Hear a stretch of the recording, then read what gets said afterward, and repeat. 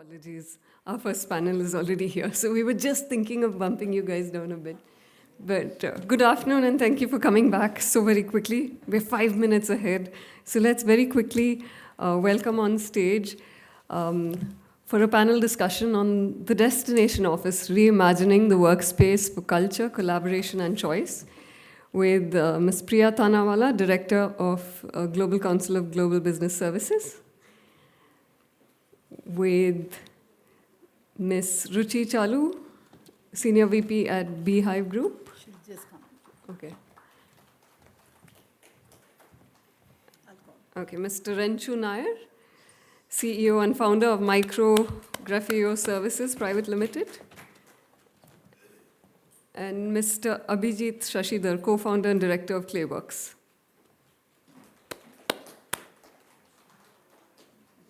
No, yeah, they're just walking down. For being so patient with us, but extremely sorry about. But I think we will be starting on time. 2:30 was the given time to us. It's 2:27. So 2:30. Yeah. No, it's 2:30. It's 2:30. Okay. So we're just waiting for another panelist. We have two of our distinguished panelists here. I'm waiting for Ruchi.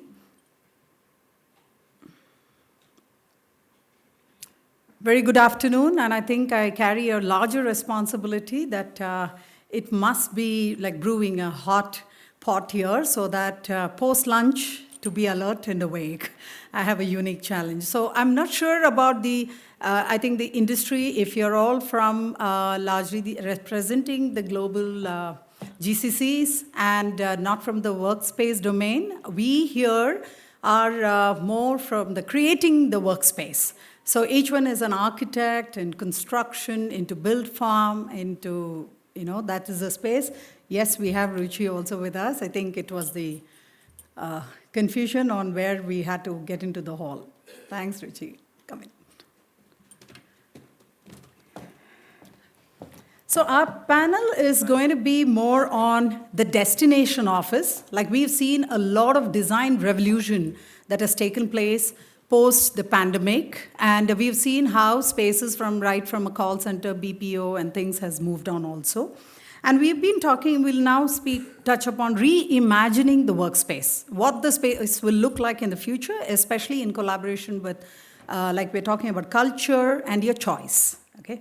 So, yeah, today's workspace, we've seen a lot of shift. Originally, it was seat-based, functional, which is today, it is experience-led. You're talking about more an end-of-journey experience that you want to give your employees, right?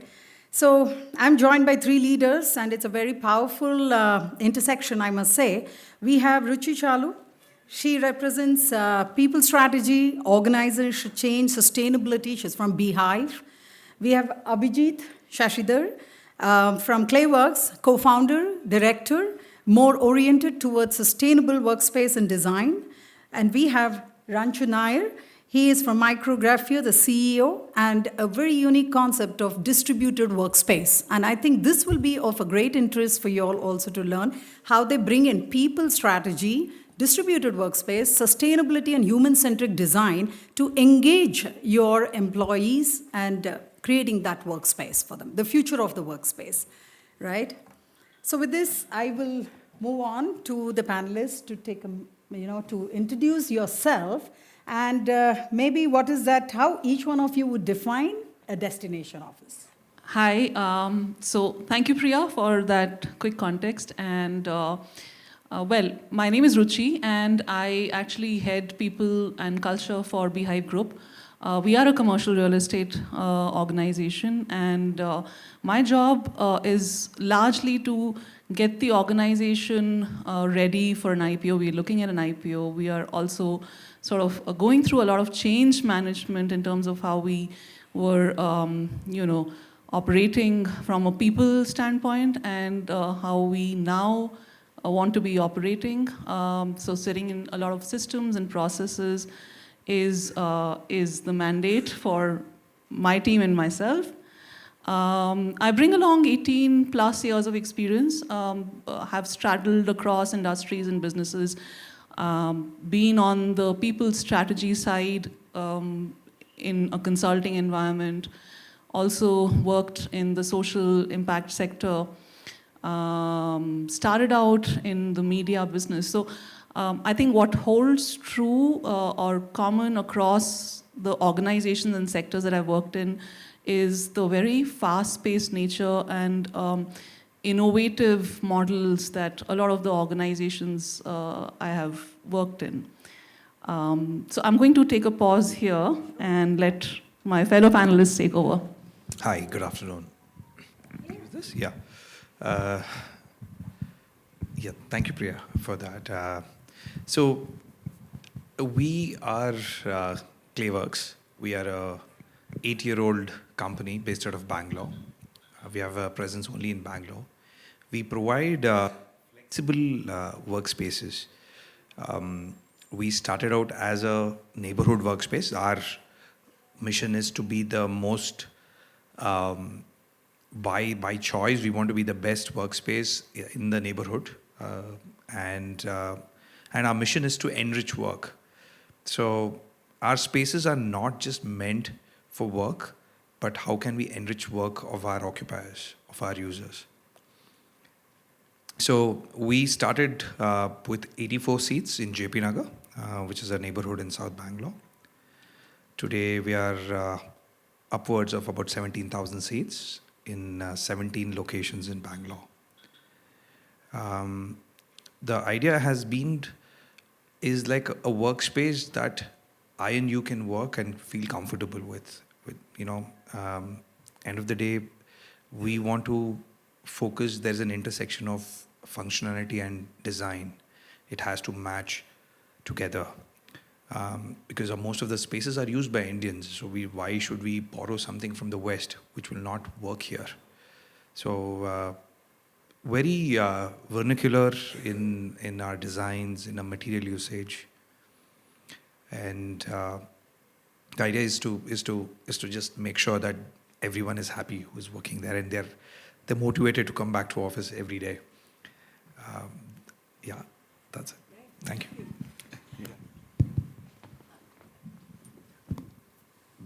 Thank you, Priya. Thank you, Abhijith, and thank you, Ruchi. So this is a great opportunity that I've seen to talk about, specifically about workspace and workforce and workplace design, combining both.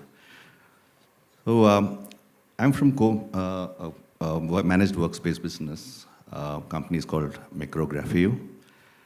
So we started this company almost 5 years back, post-pandemic, where we thought when the workforce had moved back home, most of the workforce, and we wanted to bring in employment opportunities closer to home.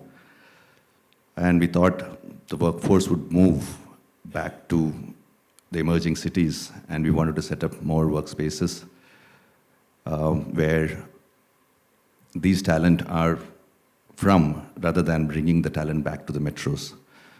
So long story short, as we speak 5 years later, we have set up almost 50 offices across 23 different cities, and most of them in emerging cities, as we call, or tier 2 and 3 cities.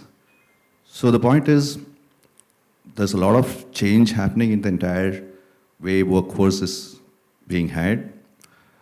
A lot of companies are moving into distributed workspace rather than having a large head office structure with thousands of employees. There's a lot of companies moving into distributed workspace where smaller teams work from different locations. And our effort has been to provide world-class workspaces where these people can be accommodated. Maybe on the later part of the discussion, I would want you to throw some light on the names of the cities. Yeah. So the audience also can resonate with that. But I want to now circle back to Ruchi. And since you spoke about organizational change and the people strategy, right? So what management principles, like change management principles, do you think actually help people embrace workspace transformation? Like, what is that you feel? Or instead of resisting, they embrace? So I think it's contextual, largely. What we look at, when we are, implementing any kind of change is what is the audience? Who are we addressing? And what is it going to make it easier for them to understand, assimilate, and then sort of adopt that? So I think that whatever the change may be, it could be a tech implementation, it could be org restructuring, it could be anything. I think the fundamental is who's the audience? How do you simplify it for that person or that set of people? And then what can really ease the adoption in terms of really showing them the benefits. And if you be able to quote an example, like the kind of the age group. Absolutely. So in this business, in this industry, and if I have to take BHIVE example, our average, the average age of the workforce is about 28, 29. So this is a very young workforce. And most of the other organizations, I would assume, and of course my fellow panelists can validate that, would also have largely a young generation to manage. And what works with them is flexibility of various types. So I think what we have done at BHIVE is how can I, whether it is through the design, whether of the office space, or through the kind of initiatives that we have, could be in form of events, what kind of experience am I creating for that younger workforce? And how am I really creating flex for this particular workforce? And that would, the touch points would be various. It could be in terms of, hybrid work opportunity. And we actually do that for our clients as well in terms of giving them the option to work from anywhere. And therefore, you could be sitting in a campus one day, and another day you could be sitting in a smaller center based on what you really, where you have your meetings, what you really want to do, So it's not the traditional, like again, where we said we have evolved from just a functional workspace into a very experience-led, when I'm saying that. So absolutely. Space, yeah. So I think, Abhijith, we're totally on a design statement, right? I want to know, like, what makes a workspace truly human-centric and conducive, especially for the well-being? Because you did mention, when you say sustainability, you're also giving an experience to them of a home away from home kind of, right? An environment that you're creating. And I think creating unique spaces, no space is so repetitive, and making it more box. So if you can throw some light on that. Yeah. So at Clayworks, we have a thing like no two Clayworks can look alike. Okay. Just like humans, every building has its own character, and we embrace that. When we talk about sustainability, is not just the certifications, and it's not just the capex, that is the fit outs and what we are talking about. It's also the operational abilities, right? Like since our inception, we don't use aerosols in the restrooms. We don't have those sprays. We use lemongrass, diffusers. So simple things like that, because these aerosols are not healthy. And again, those cans are just going to go into the land dump, right? So how is that possible? And most of our workspaces, we don't have carpets except the meeting or your workstation area. So we have hard flooring, so which for an Indian environment, it's very important, right? So indoor air pollution is much more harmful than the outdoor. What we have as per WHO, our indoor air pollution in our Indian offices is 10 times more. Simple things like not just with the construction or the dust that people bring in, poorly managed HVAC systems and things like that can also contribute to it. And also when we talk about material and design, right? So there is a different language of design that happened pre-pandemic and post-pandemic. Right. Today, offices are not just places for you to come and work, but right. places for you to come and collaborate, right? So your density of meeting rooms have gone up. Yeah. So you have people coming and huddling in offices and not doing their work, because as an individual contributor, they don't need to come to office. Yeah. You know, they can work in different locations. So That's when they're huddling here, so what is the different methods in which they can huddle? They can come up with. So the ideas. ratio of collaborative spaces is more, and closed rooms, cabins, Correct. not for individuals' use, but again, like meeting rooms, 3-seater, 2-seater, that's Correct. on a high. Yeah. Yeah. So pre-pandemic, say for every 120 seats, 100 to 120 seats, you had a meeting room of anywhere from 4 to 6 seaters. Right. So today it's about 3 for every 120 seats. The number of seats have come down. Right. So with hybrid working, so an organization with say a 500 member team need not take a 500 seater 500 office. seats, yeah. So yeah. it can be just 50% of it or 40% of it, but have more meeting rooms. Yeah. And your offices are going to be more experiential. What it could be. They can come for office to have a nice meal and chat with their team and do that work. Yeah. And it'll not be surprising that people might come to office only for 3 to 4 hours in the next coming time. And but that 3 to 4 hours will be more effective and efficient. Right. Great. Yeah. Thank you. So I think from the queue of human-centric design, and you were talking about Bangalore City, I would move to Ranchu on how you've taken it to the Tier 2, Tier 3 city, especially that you're talking about distributed workspace, right? A model which is now transforming how companies hire and operate. And how it's taking work closer to home, unlocking the talent. I think attrition is something that you've really gained over. That's something. So how can you just throw some light? And also empowering these Tier 2, Tier 3 cities. By coming in there, what has been the environmental change, as in the ecosystem? Yeah. Great question, Priya. So when we started this, and before that, I've come from an HR background, right? I worked in HR for almost 25 plus years across the globe, and ended up starting a real estate business. And that's what people ask me, right? How come HR came and started a real estate business? I said, no, I'm not building real estate, I'm building workspaces, which is close to our heart. And I've been working with workforce for a long time, and we build workspaces. Right.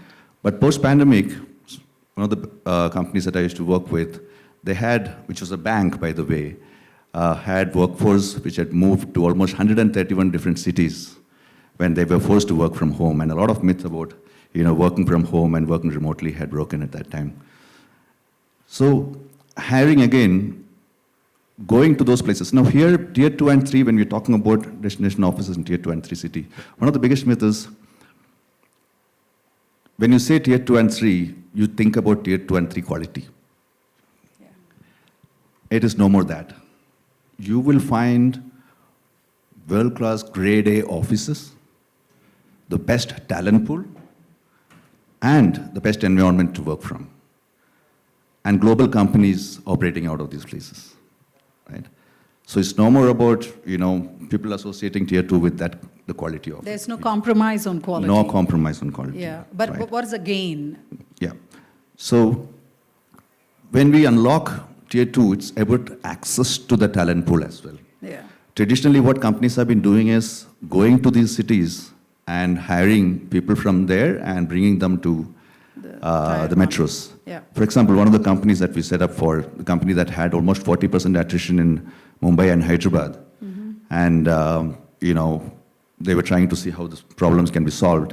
We set up an office for them in a city called Tirunelveli. Okay. Right? And we obviously went through the entire process of setting up the infrastructure, hiring people for them, 80% freshers and 20% laterals. Wow. Why Tirunelveli? Because there were around 33 plus engineering colleges in that place.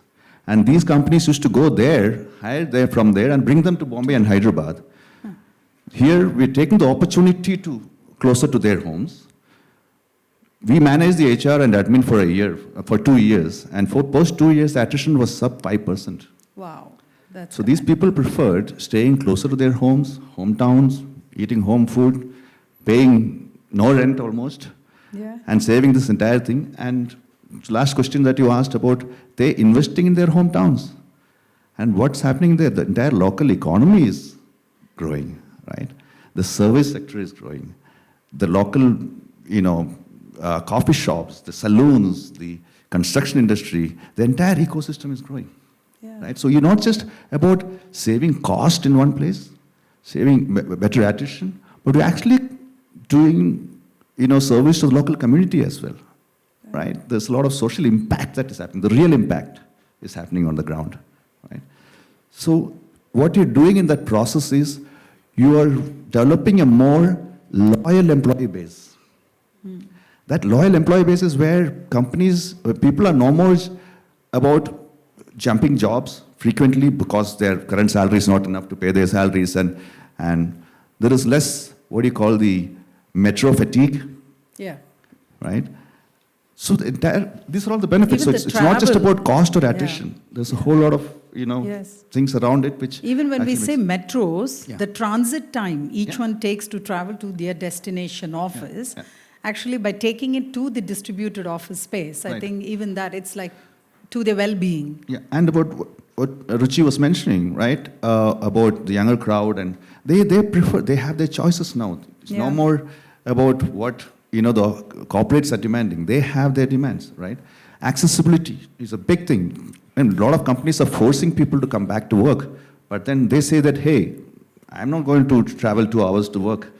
If you have offices that are close to hometowns, or where the preferred locations for these people, we're happy to work from there.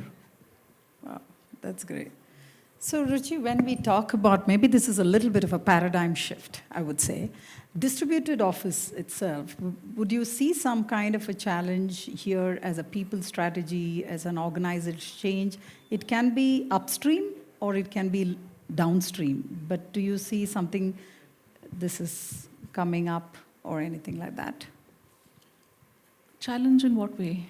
No, in terms of, as a centralized organization, like if you have to manage it, let me put it like this, you said that you'll have to train, there's a change management, right, that is coming in. They are investing a lot in the training of the people. Of course, it has to be intense training. We are not compromising on quality, right? But metro versus tier 2, tier 3 would be somewhere still, yeah.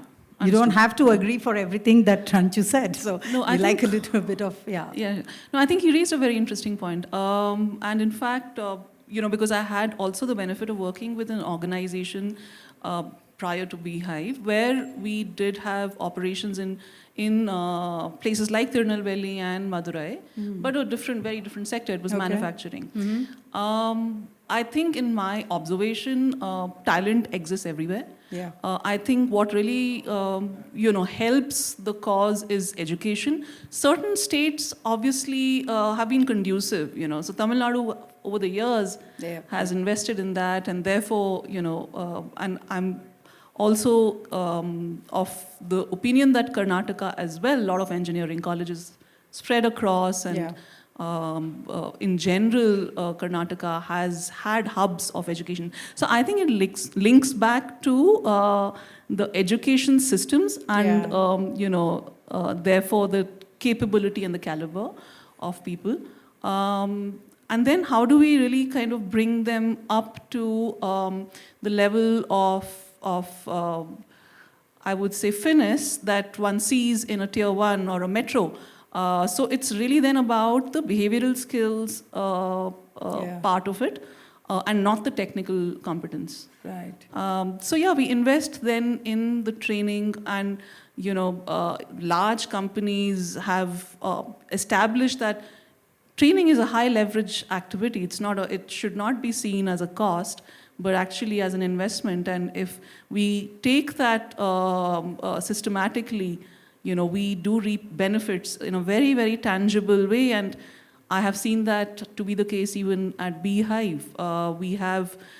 We've really kind of focused on training our frontline staff, whether it's semi-skilled, blue-collared workforce, and of course the white-collared as well.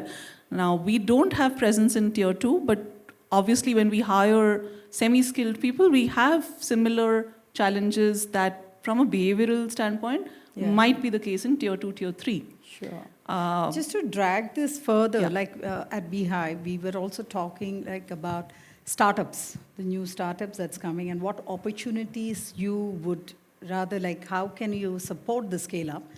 We're talking about Yeah, I think all of us, all companies like ours are actually definitely supporting the agenda of creating entrepreneurs by way of making it easy for people to set up shop without having to worry about the infrastructure, right?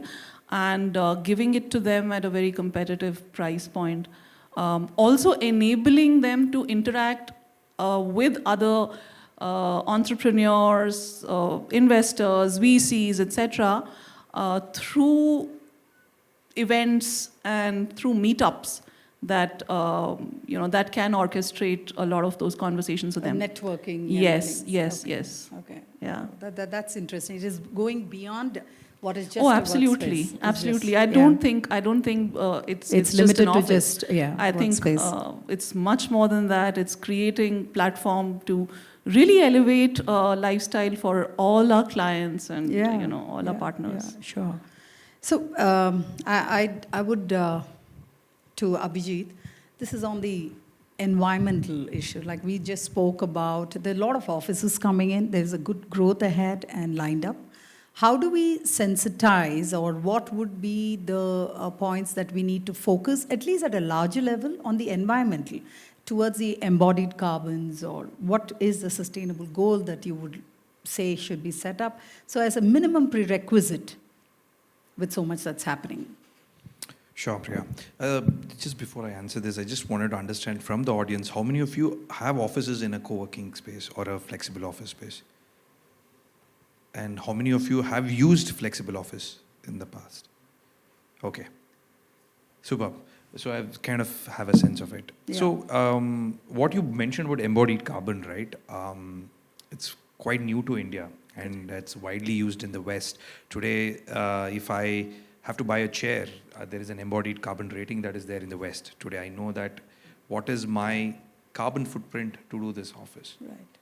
Typically, Priya, if I have to do an office today, right, on an average, 75 kg per square feet is the carbon that gets consumed to make an office, right? 75 kgs of carbon emission goes into to do this. And the most sustainable thing to do is not to build at all, right? That's the most sustainable thing, yeah. So always, as Indians, we are very good at, reusing materials. It could be furnitures at home, or it could be anything. It's become like an heirloom sort of a thing, right? We salvage. So there's nothing like, fast fashion, fast furnitures and all. It's like you make the furniture which will last for forever. Generations. Yeah.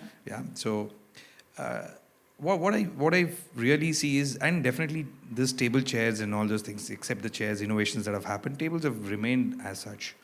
So one of the thing that we should, all of us should do, whether with the workspace, any workspace, companies, or even offices, is how we can upcycle material. Yeah. The circular economy of, reutilizing it, and how we can, it could be a simple couch like this, instead of changing it after 3 years, you can change its upholstery and reuse it. Right? Yeah. The frame would remain as it is. So that's one of the things, instead of focusing on just an IGBC certifications, most of our offices are IGBC certified, but we can look around. There are so many good materials that are locally available. Like, for example, we have done offices with carbon negative materials, like Okay. tabletops made out of wheat stubble, which gets burnt. So there's a company called Structure which makes boards from wheat stubble. They buy it from farmers, they make it into wheat stubble. We have used tabletops on that. We've used Tetra Paks, compressed Tetra Paks as partitions. There are companies. So one interesting thing is there's a huge set of entrepreneurs who are doing a lot of sustainable construction materials in India. And it's as you are also a designer, it's very important that how the design community makes use of Embrace this. this. Yeah, Yeah. embraces this. So because we have to, come out of the same gypsum, glass, Yeah. carpets and things like that. We've used jute carpets, right? Much more healthy, easy to maintain, and it is a fire retardant as well, Yeah. to a certain extent. So it could be paints. You are getting beautiful organic paints and things like that. So when we look around, these are inspirations. We should not. I feel we should not just chase certification, but make offices where we are conscious of what we are using and who, because 8 to 9 hours you and your team are going to be spending there. Most part of your active day is spent in office. So how healthy can it be? Right. Simple things like how many offices you can open a window. At least in a Bangalore city like Bangalore, you can open a window and put on your ceiling fan and cut on your air conditioning as such. So having beautiful balconies and all those things where those can be a nice breakout You're not space. really dependent on a conditioned environment you bring in, and I think that goes directly even into the OPEX cost. Yes. Where in any space the capex is definitely fixed, but you see so much of energy being saved. Absolutely. See, And it adds to the well component also. True. Right. Yeah. What we talk about employee health and safety. These are the things that we can look at. And one more thing that I find it surprising with occupiers and also a conscious call that we have taken is we don't take buildings which has a lot of glass facade. So it's as an environment like India, you are getting into a glass building, It's a microwave. capturing heat and spending 60% of your electricity cost in throwing that heat outside your building. Right. It doesn't make sense. At least I'm saying definitely there should be light. Your offices should be well lit, because a well lit office with proper biophilia within the office increases. There's a Harvard study which says it increases your productivity by 12%. Right. So how you have to be very conscious, on design. And most of what I find it as surprise is some of the occupiers, they spend 7 to 10 days on design and spend 60 to 90 days on construction. Yeah. So in 7 days, how, it cannot be a cookie cutter. No, you're just, I don't even think so many architects visit the site and they would have rolled out the design, right? So at least a 30 to 40 days is much needed once you have a design brief to come up with the right design based on that space, and then do your execution. So see, again, from the design realm, I will also share. Most of the time we say it's a top-down approach here. If the client puts up this as a sustainable, so I think it goes to even the audience who's sitting and the clients insist upon having an environment which is not so, artificially built around, but taking a bit of nature, and it's a conscious call. We're happy to serve. But the good news is there is solutions. What you're saying is we've done that, we've been there, and yes, when we started off 2 decades ago into completely glass buildings and boxing up, we were following a trend, which we were doing it. But now I think over the time we've realized when we become so environmentally conscious too, and things like a commitment to the UN for the ESG, and we have our own sense of responsibility. In fact, today, sustainability is not just certification, it is a responsibility we all take at all levels to ensure that we capture. Absolutely. And I think the cues that you gave, the jute carpets or Indian makes, and of course, to encourage even make in India, reduce your transportation time, no more so much of large imports. It's a great thing, except for a few technological stuff. Yeah. I had one more point to make. So when we talk about ESG compliance, like 27% of Indian companies are ESG compliant as we speak today.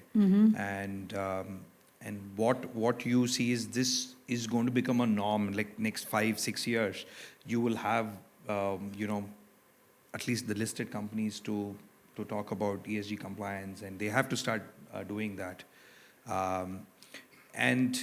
And there will be definitely a lot of focus on employee health in workspaces. Yeah. That would definitely be there. In fact, what I also wanted to mention is we should do offices which suits the localization, like The climatological condition. We have requirements from certain occupiers which says, you know what, we have a global standard of office design, right? And what I want my New York office to be here, right? So come on, there is a lot of difference in what, why not the food? Yeah. They don't want the New York food to be served every day here, but your office is going to be there, and it's that's again a culture conflict almost. Yeah. Just like food. Correct. I think one of the companies which did really well was Netflix. They were in 2 countries, and in a matter of 12 months they expanded to 120 countries. So they have something called as a global culture index, so which talks about each country, how important it is. Like say, for example, the simple thing like lunch in India, in that office is very important. It kind of builds the team. Yes. You share food, you have a chat and all. But in the US or in the UK, it is more of a very functional thing. Yes. So a lot of people are having desk lunch and things like that. So design in your office is definitely an investment, and not an operational expenditure. Right. To build the team. Yeah. Good. Moving there and talk about even having these be decentralizing metros. It was one of the, I think, something that across India we are trying to strive is the metros is decentralize them. Today itself, so many people have traveled so far and they have come here, right? There are a couple of myths that you've broken with this Tier 2 and the Tier 3 cities. Will you be able to share some case study, like some offers globally who've asked you, and have you able to actually convince them from moving out of a metro to a setup? Like, was it a client ask for a Tier 2, Tier 3, or a client approached you for a metro and then you moved to a Tier 3? You recommended and it was a welcome idea. It both ways, right? There are times when we've started the discussions post the decision that they may have to look at distributed workspace. But there's been, in the beginning, when we started, it was very difficult to convince companies, and especially large corporates themselves, to have a distributed workspace and what are the benefits, etc. Because they were just waiting for the workforce to get back post-pandemic, and then and at that point in time, most of them had large workspaces in the metros which were lying empty, right? And they just want to make sure that the workforce get back and they start using. And they had long contracts, maybe for 5 years and 9 years, which they couldn't let go. Yeah. So they couldn't think of having, distributed workspace in the rest of the places as well and adding to their cost, right? It was not easy. But as and when things, moved and the contracts got over, people also started getting smarter and thought, hey, one is hybrid workspace, where if you have 1,000 employees, they may think about 300 to 400 seater offices, right? So smaller workforce, not just distributed workspace, but also hybrid, work 2 days a week and things like that, so that reduces commute. But when they have offices in different cities, different technologies also have to evolve to make sure that it all works as the same office.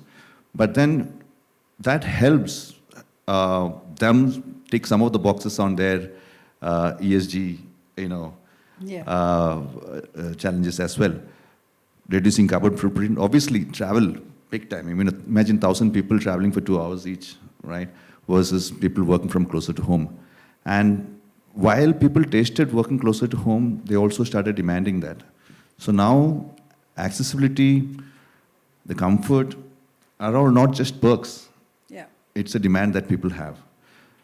So to answer your question, a specific example, there was a company that we were talking about, almost 2,000-seater office that we were looking at in Chennai, which eventually, post a few discussions, they said that, hey, we could look at another city, but not an emerging city, more of an emerged city. But in the long run, we broke that down into 3 different cities.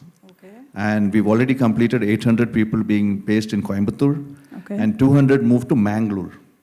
So from 2,000 in Chennai, you Yeah. broke it into 800 in 8,000 already set up and hired. Yeah. Now we are looking at the rest of the spaces Mangalore. that So that's so 200 in distance, Mangalore. but yeah, okay.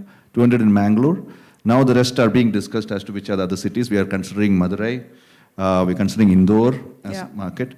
So what we do is, Priya, we try to work with the companies right from the decision-making process itself, right? And one is deciding to move to an emerging city. 2 is where to go, right? And that has a lot of factors. It's not just about a real estate game. In a metro, it's just okay, fine, you find the right place and then you build the office. But when it comes to a tier 2 and 3 and distributed workspace, it depends on your talent availability, what kind of talent you want, right? What kind of, if it's manufacturing or if it's BPO, if Yeah. it is in different industries. It's driven by the service. It's driven of the by client. the service and the products. And then, how much do you want to scale? Right. And we would always recommend against scaling all of or building big offices in one particular city. And that's how the whole distributed workspace model happens, right? So for example, I know large corporates, couple of large corporates, in our discussions where we've said, hey, they had set up one office in Bhubaneswar for 5,000 people and then another office in Cochin for 5,000 people. Mm-hmm. Bhubaneswar failed and Cochin was a success and they're hiring more people. Okay. So in Bhubaneswar, they were able to hire around 1,500 people and they were not able to scale beyond that. But Cochin, they were able to. So there are a lot of factors that go into all these things, right? There's You a can't lot just of- decide that, hey, government is giving me free land, so I'm going to go set up 5,000 people there. That's not how it works So when these it are comes the to... challenges of tier 2 and 3 Absolutely, city, which, absolutely. Yeah, got that. So it depends on your talent pipeline. Mm-hmm. It depends on the social and physical infrastructure, which is already there and evolving. Right. Accessibility to the schools and colleges and all those things, right? And the lifestyles, right? Yeah. I mean, when you hire younger, crowd, I mean, they need Yeah. to see that they have access to at least cities when you're setting up in Mysore, Bangalore is closer and things like Right. that, right? So a lot of factors go into it. So we work with companies right from the decision-making process to where to go first, Right. how much to scale, and instead of scaling in one place, why it should be distributed so that it can be easier to hire those people in one single place. The reason I was saying about Cochin and Bhubaneswar, right? Cochin has now the ability to hire people, and between Cochin and Coimbatore, there are around 150,000 engineering students that come out every year. Mm-hmm. Okay, it's basically most of them used to move to a Bangalore or Hyderabad or a Chennai because the opportunities were not there. Now the opportunities are moving to them. To their city. Almost 60% of them are willing to stay back. Right. But is that good enough to set up a 5,000-seater office? No, right? Mm-hmm. If you're looking at a 200 or 300-seater office, fine. But no. So place should be able to attract people from outside. Right. Malayali from, who's from Bangalore is okay to go back to a Cochin and work now, right? But that was not the case with Bhubaneswar till some time back, Absolutely. right? But I think with all the support in the policy and everything, Now- definitely. Now Bhubaneswar is coming Bhubaneswar into- has become the place. The place, right? yes. They are now attracting, and now we are very confident we can go back to Yeah, 5,000-seater there, yeah, right? brilliant. But what this also means is that the cities are emerging and the governments are also investing big in these places, Yeah. where it gets to the next stage where a Cochin or a Bhubaneswar is able to attract people from other states to come and work there. Yeah.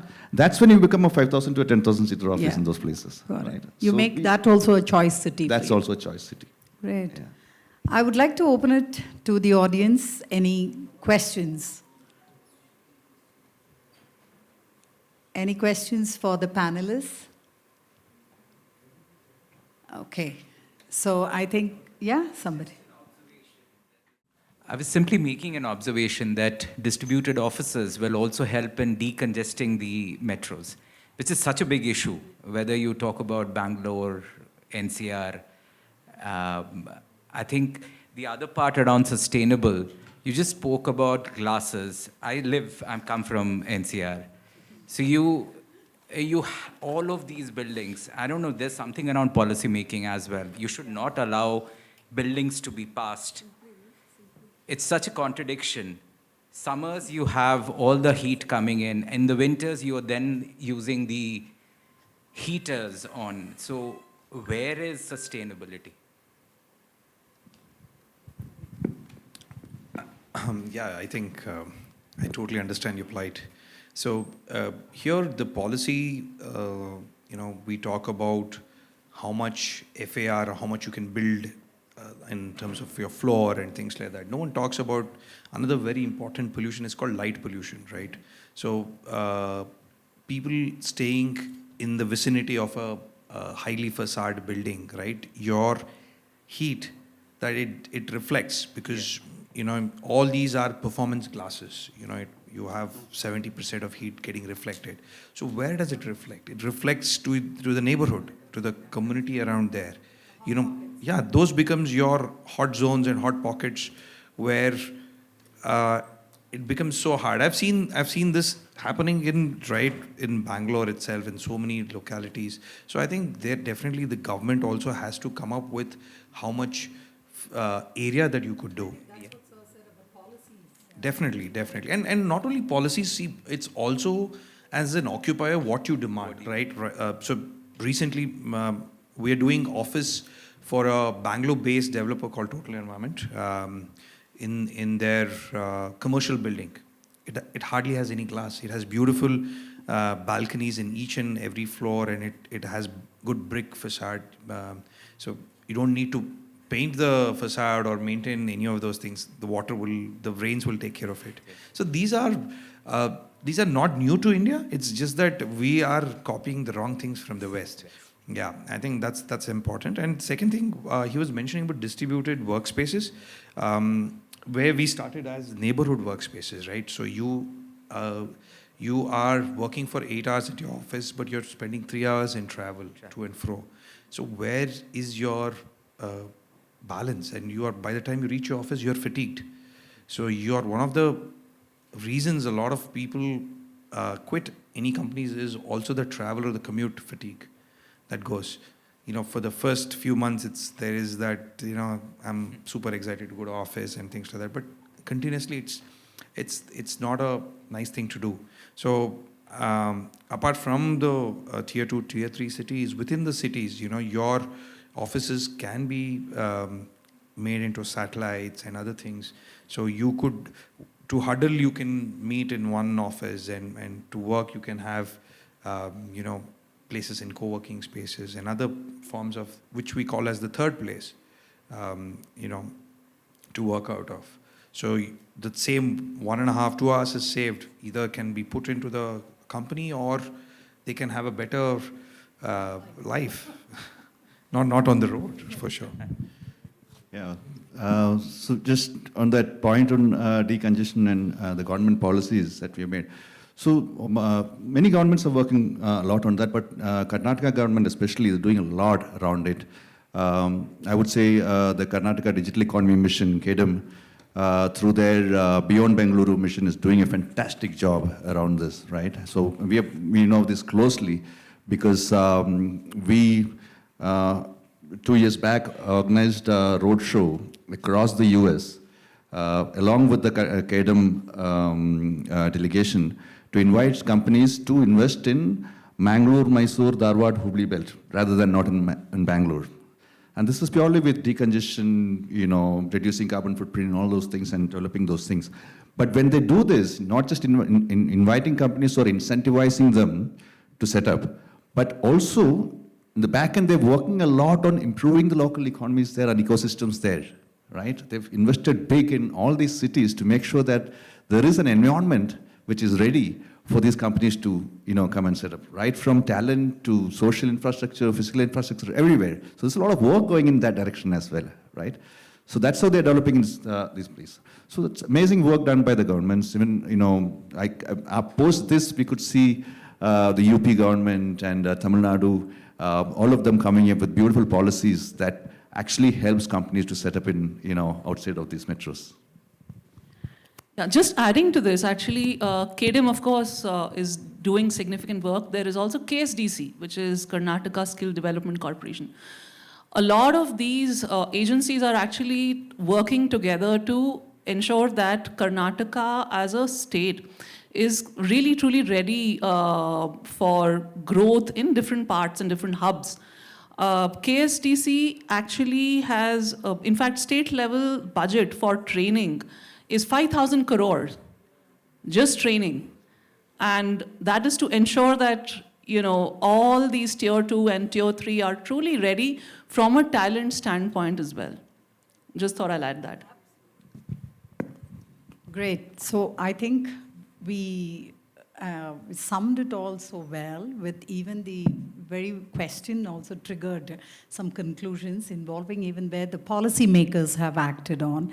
I must thank my panelists. It's been really a rich forum, putting together right from the people strategy, from sustainability and a distributed office space. Thank you. A lot to take away from here and points to ponder. Thank you. Thank you, Priya. Thank you, Priya. Thank you. A fascinating panel. I think all of us have been interested right across the room, and I wish we had a larger crowd to listen. It was really good. Yeah.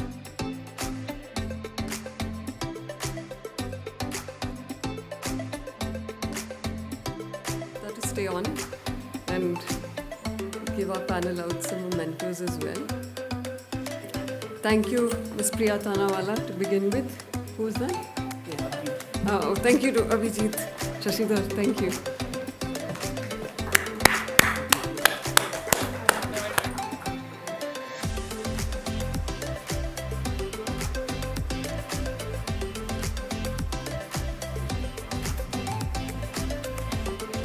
Thank you, Priya.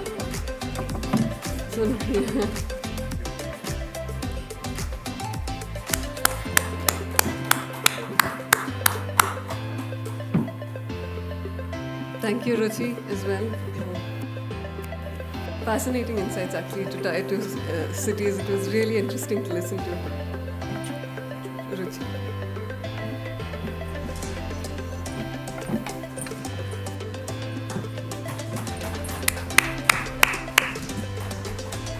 And thank you, Mr. Nair.